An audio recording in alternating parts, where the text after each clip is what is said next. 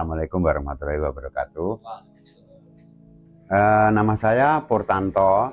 Mungkin saya lahir dari Kota Madiun, tepatnya tanggal 13 bulan 2 tahun 1964. Saya mulai masuk ke Salak Kembang tahun 1994. Jadi sekitar sudah 32 tahun saya berada di Salak Kembang, dan sebenarnya saya bukan background asli untuk sebagai petani karena lingkungan saya adalah dulu hutan. Saya belajar petani itu di Salak Kembang sini. Akhirnya saya mengikuti orang-orang istilahnya cara bercocok tanam di sini, di sawah, di kebun. Akhirnya saya sampai sekarang istilahnya belajar sampai hari ini. Kebetulan yang terakhir kali 3 tahun ini saya belajar untuk membuat tambahan pupuk, istilahnya untuk pupuk organik baik padat maupun cair. Nanti kalaupun adik-adik mau belajar, silahkan, di belakang itu ada.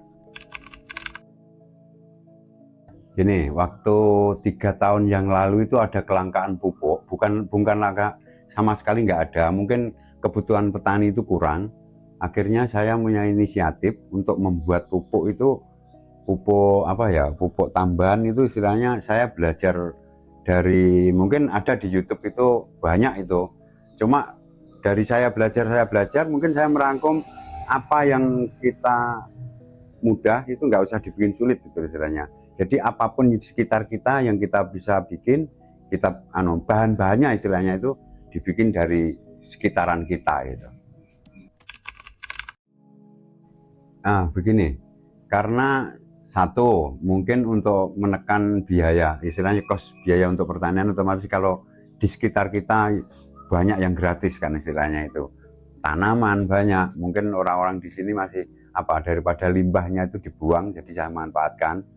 Itu tujuannya untuk pupuk itu, untuk pupuk ini kompos, itu tujuannya untuk memperbaiki lahan yang selama ini pakai kimia terus, akhirnya akan mungkin di situ agak istilahnya tanahnya agak rusak. Jadi untuk perbaikan itu makanya harus ada penambahan pupuk kompos itu biar tanahnya itu untuk ditingkatkan lagi kesuburannya. Gitu. Kompos itu ini dari kotoran hewan sapi sama kambing sama daun namanya balakasida.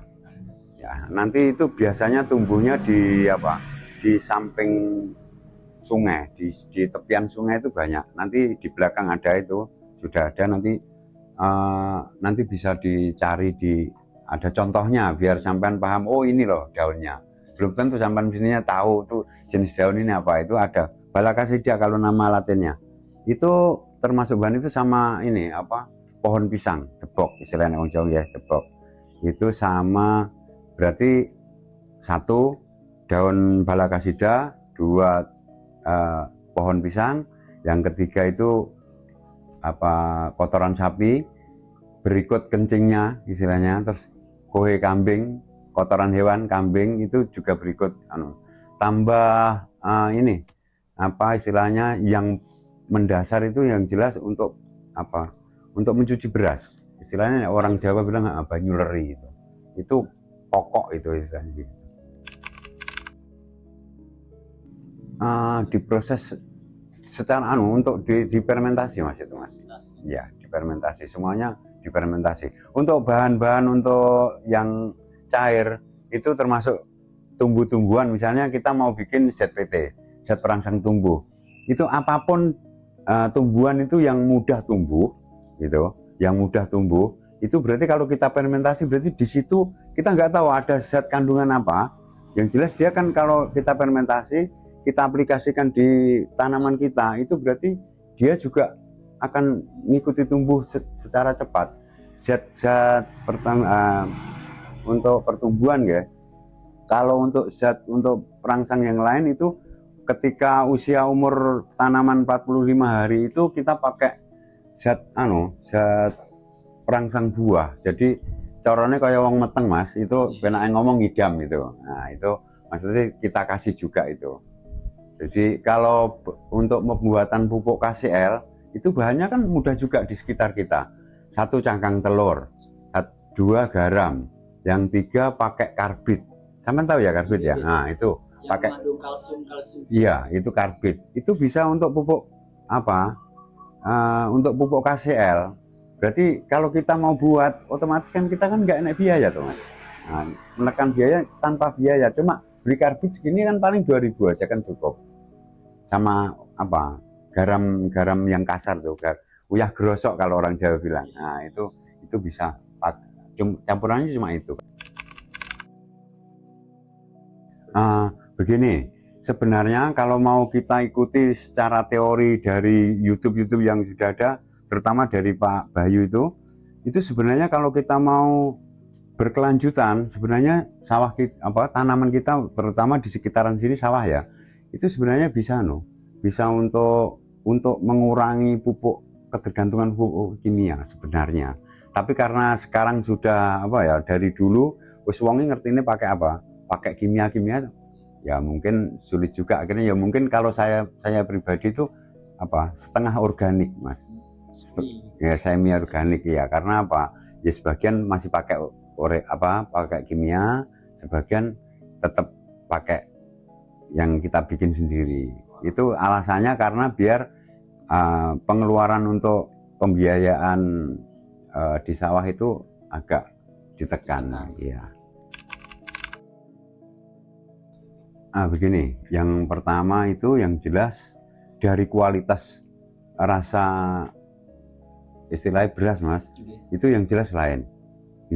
Kalau kita biasanya kalau pakai pupuk kimia itu dalam 1 hari 1 malam biasanya wis basi mas. Tapi kalau pakai ini saya pernah praktek itu 2 kali 24 jam.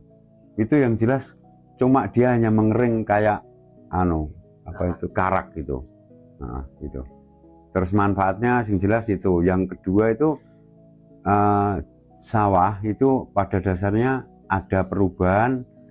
Biasanya kalau kita tanam jagung mas ya, itu kalau kita siram itu biasanya kalau yang terlalu banyak kimia itu tetap keras, tandus istilahnya, bengkaling kalau orang Jawa bilang itu bengkaling. Tapi kalau pakai itu kadang-kadang itu disiram itu cepat mengembang gitu. Itu yang jelas manfaatnya di situ. Begini, saya pernah diadakan pelatihan di desa, itu pernah sekitaran saya sendiri, lingkungan saya sendiri itu untuk belajar. Tapi kenyataannya mungkin orang sini gini.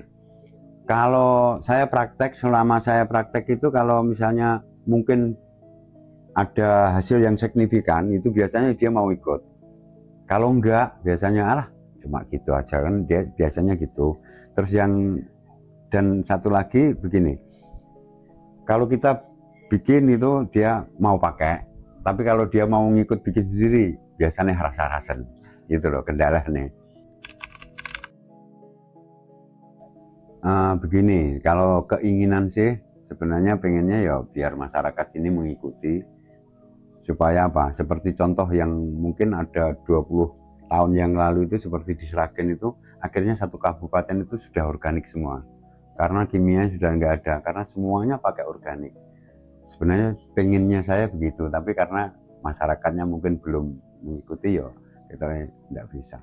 Nah pengennya sih semuanya kalau bisa beralih ke organik biar kita tidak ketergantungan dari kimia. Tapi ya mungkin kita mau melepas untuk kimia rasanya mungkin ya berat juga gitu. Dan lagi kalaupun saya bisa membuat, mungkin kalau diproduk untuk diperjualbelikan mungkin saya nggak bisa, nggak mau, nggak akan mungkin itu, karena ada hukumnya kan, hak cipta itu. Saya nggak mau ya, untuk kalangan sendiri aja. Mungkin kalau satu desa kalaupun orang pengen bisa ya monggo, kalau mau, kalau nggak mau ya monggo, silahkan, itu masing-masing rorangan. Gini mas, mungkin di lingkungan, di alam kita juga berbuat baik kan sama, berarti kan dia memberikan hasil untuk saya, maksudnya itu untuk lingkungan. Sebenarnya kalau untuk misalnya saya pengen untuk keuntungan untuk saya, mungkin saya ya enggak, karena enggak mungkin itu, maksudnya karena ya itu terkait dengan perizinan itu enggak mungkin kita mau produksi untuk produk ini, enggak secara komersil enggak mungkin. Kalau manfaatnya yang jelas yang saya rasakan, misalnya beras itu bukan sehat untuk saya, tujuan saya yang jelas sehat untuk saya sendiri, mungkin selebihnya kalaupun dipakai orang lain berarti orang lain pun juga jadi sehat ya gitu. Demikianlah yang biasa sampaikan, mungkin dengan semampu saya, maaf mungkin di rumah saya mungkin keadaannya cuma kayak gini, jadi dimaklumi mawon ya. Kurang lebihnya saya mohon maaf. Saya akhiri, wassalamualaikum warahmatullahi wabarakatuh.